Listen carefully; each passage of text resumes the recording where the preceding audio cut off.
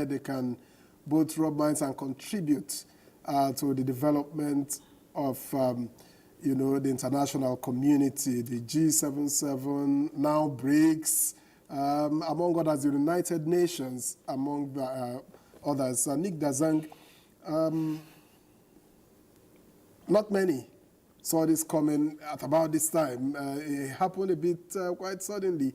But would you say are the major talking points from this visit? Well, it happened suddenly, but I think Nigeria and India has a lot in common, some of which Ejide spoke to. And I had earlier on, before now, also spoken about some of these things. And recall that apart from the colonial experience that we shared with India, a lot of our military personnel also trained in India. I recall, for example, that generals like Lecourt, like Joe Garba, for example, trained in India.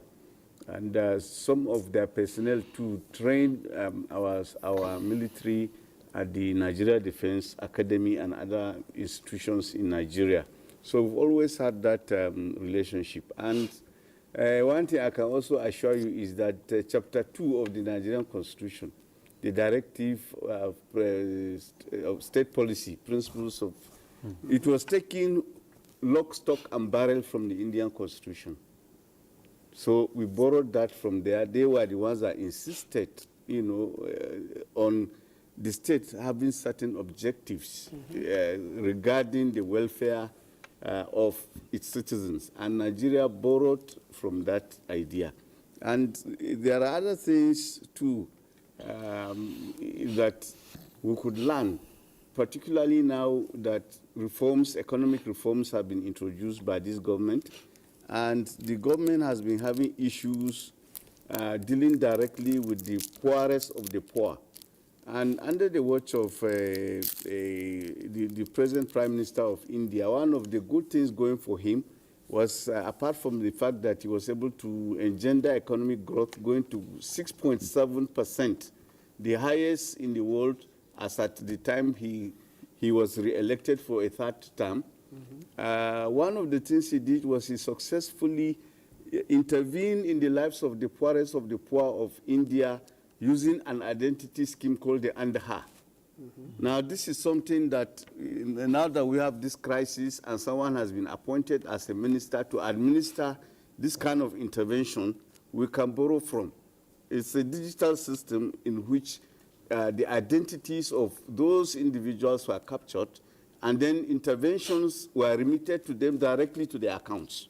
So I would recommend that this is one of the things we could learn from the Indians. We could just look at the template and see how we can adapt it. We don't have to reinvent the wheel. Can that be likened to the NIN that we operate? Exactly, but if there was NIN and then we were having issues, then we need to still interrogate the system. Why did the one we did before fail?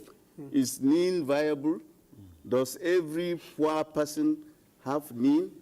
Because what from my own investigations, what transpired was that the template that was used before, even before the advent of the Tinubu administration, was not RIC-proof. People just put together the names of people that were close to them, and then they disbursed monies to them. So at the end of the day, the poorest of the poor did not access these monies. Rather, it was people who were even comfortable, you know, who are now accessing this money that was meant for the poorest of the poor, and therefore the necessary impact was not created.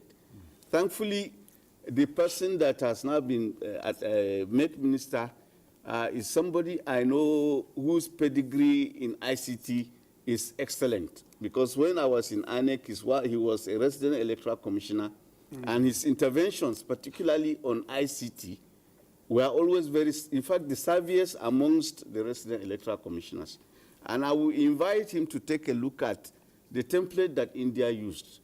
You know, go and take a look at it. How was it used? Because it was, in fact, the New York Times did an article, an editorial, praising the Indian government for using that particular template.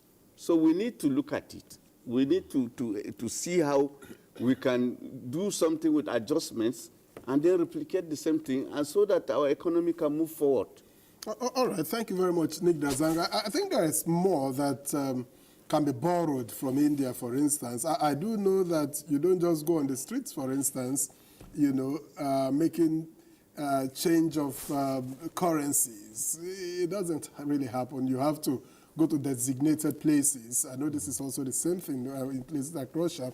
And then you talk about the telecommunications. You pay for data, but you don't have to pay for local calls. That comes free, you know. But while we look at all that we borrow, people-to-people relations between Nigeria and India, of course, there's a